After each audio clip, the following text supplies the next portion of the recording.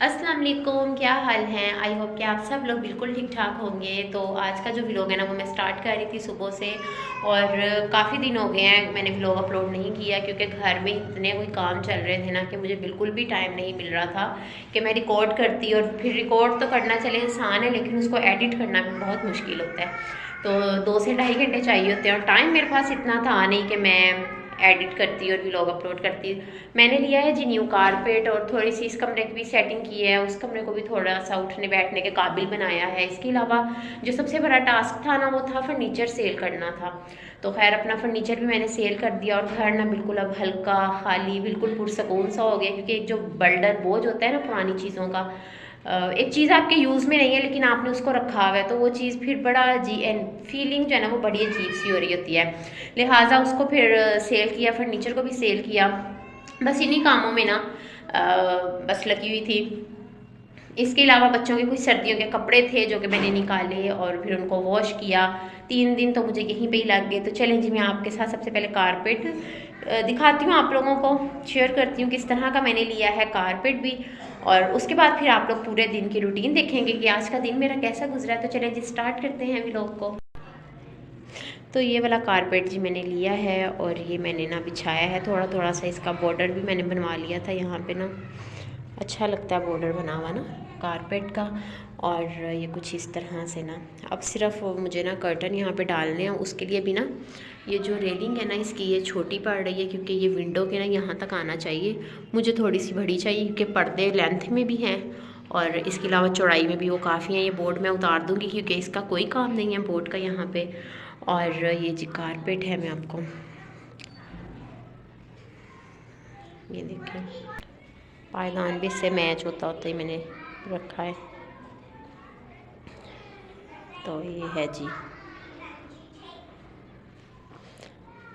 चलें जी अब चलती हूँ मैं किचन में और मुझे बनानी है आलू की कतलियाँ। तैयारी मैंने सब करके रख ली हुई है, आप लोगों के साथ जल्दी से उसकी रेसिपी भी शेयर करूँगी क्योंकि बच्चों ने भी लंच में आज वही खाएंगे जब स्कूल से आएंगे और मैं भी उसी का ही नाश्ता करूँगी। रात में ना मैंने सालन बनाया नहीं था, बाहर से ही रात में आया था क्योंकि थक इतना गई थी ना घर के कामों में कि फिर मैंने कुछ भी सालन वगैरह नहीं बनाया। तो चलें जी चलती हूँ मैं किचन में और बनाती हूँ सालन। आलू की कतलियों की रेसिपी ना मैंने कंप्लीट ही वैसे रिकॉर्ड की थी लेकिन फिर व्लॉग काफ़ी ज़्यादा लेंथी हो रहा था तो इसलिए फिर मैंने कहा चलें वो कोई इतनी ज़रूरी तो नहीं है, हर किसी को आती हैं बनानी, तो इसलिए फिर मैंने उसकी कंप्लीट रेसिपी नहीं शेयर की। तो खैर अभी यहाँ पे मैंने इसमें डाल दिया था हरा धनिया और साथ ही साथ मैंने पराठा भी बना लिया था। अब जल्दी से नाश्ता करती हूँ, उसके बाद क्लीनिंग स्टार्ट कर दूँगी। और अभी भी काफ़ी काम है करने वाले। एक तो रज़ाई जो निकाली है ना मैंने उसको मुझे कवर भी चढ़ाना है क्योंकि हम लोग कंबल यूज़ कर रहे थे उस टाइम पे, तो खैर इतना हमें फ़ील नहीं हो रहा था। बच्चे छोटे थे लेकिन अब बच्चे बड़े हो गए हैं तो फिर बच्चों को भी लार्ज साइज़ में ही कंबल चाहिए होता है, डबल बेड का जो कंबल होता है वो।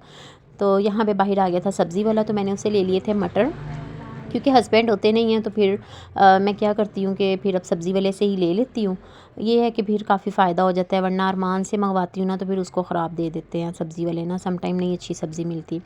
और यहाँ पे अभी जी मैंने मक्खन निकाला था, बला जो घर में दूध आता है ना उसकी बलाई फिर मैं उतार लेती हूँ और उससे फिर मैं मक्खन निकाल के तो घी बना लेती हूँ क्योंकि अब सर्दियाँ भी हैं तो सही रहता है सर्दियों में ना देसी घी। यहाँ पे जी भी मैंने इसके बना लिए थे पेड़े और इसको भी मैंने रख दिया था पकने के लिए और कुछ ही देर के बाद बस घी रेडी हो गया था। तो मक्खन अगर बना के घी निकाले ना तो उससे बहुत आसानी हो जाती है। और ये जी घी बस इतना सा बना था। आज मैं आपके साथ एक बहुत ही ज़बरदस्त रेमेडी भी शेयर करूंगी जो कि बच्चों के लिए बहुत ही ज़्यादा बेस्ट है। बच्चे भी इसको ले सकते हैं, बड़े भी यूज़ कर सकते हैं। मैंने ना यहाँ पे सुहागा ले लिया था और इसको ना मैंने कूट लिया था अच्छे से। अब मैंने ना इसको डाल दिया है तवे पे और इसको ना अब मैंने अच्छे से खील करना है, यानी कि इसको फुला लूँगी। और ये डबल ट्रिपल क्वान्टिटी में हो गया, बिल्कुल हल्की आँच पर ना करना है। उसके बाद जी मैंने ना इसको डंडे से ही पीस लिया था। ये बच्चों के सीने की जकड़न हो, नज़ला ज़ुकाम हो, रेशा बलगम हो, उसके अलावा सीने से खर खर की आवाज़ आती है, उन सब चीज़ों के लिए ना ये बहुत ही ज़्यादा फ़ायदेमंद है। आप शहद में ना ये जैसे मानो कि एज है ना न्यू बॉर्न से लेके 6 मंथ तक, तो एक चुटकी आपने ऐसे लेनी है। इसको आपने नीम गर्म ना दूध ले लेना है चम्मच में, उसमें इसको मिक्स करके ना बच्चों को पिला दें। और या तो आप शहद अगर है तो शहद में मिक्स करके एक चुटकी बच्चों को चटा दें। उसके बाद जी बस मैंने क्लीनिंग वगैरह की और मेरे कुछ कपड़े नहीं मिल रहे थे तो बस दोबारा से फिर मैंने पेटी खोली और फिर खैर फाइनली ये मुझे मिल गए थे लीलन के और कुछ खद्दर के थे मेरे सूट ना, तो ये मुझे मिल गए थे और काफ़ी मुझे खुशी हो रही थी। और मैं देख रही थी कि फ़िटिंग वगैरह सही आ रही है या नहीं। तो अब मैं जल्दी से कर लूँगी अपने कपड़े प्रेस। उसके बाद ये शावर लेंगे क्योंकि अभी हल्की हल्की सी धूप है। तो ये है कि फिर अगर शावर वगैरह लेना है तो टाइम से ही ले लें वरना शाम में तो बहुत ज़्यादा सर्दी हो जाती है। और हवाएं अभी तो खैर स्टार्ट है चलना, लेकिन अभी जब हवाएं चलेंगी तो फिर बहुत ज़्यादा सर्दी हो जाएगी।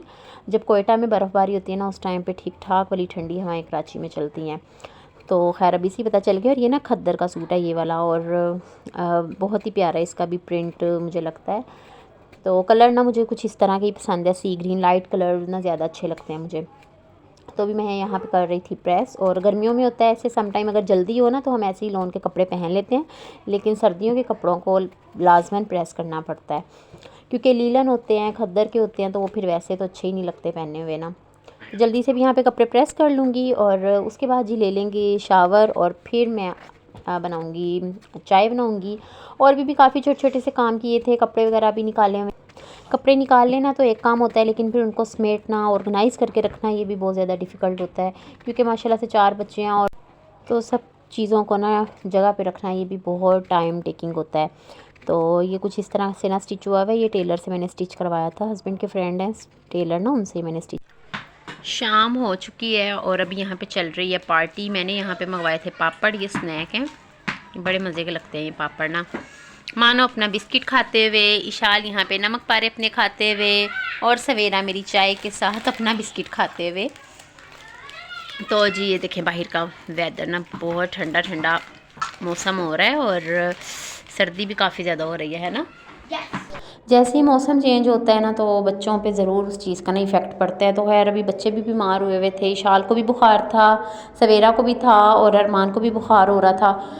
तो इनको भी देख रही थी, घर को भी देख रही थी और चीज़ों को भी मैनेज कर रही थी। तो आई होप जी आप लोगों को आज की वीडियो अच्छी लगी होगी। वीडियो अच्छी लगी हो तो लाइक कर दीजिएगा, चैनल पे नहीं हो तो सब्सक्राइब कर दीजिएगा। इंशाल्लाह मिलूंगी न्यू व्लॉग में। अल्लाह हाफिज़।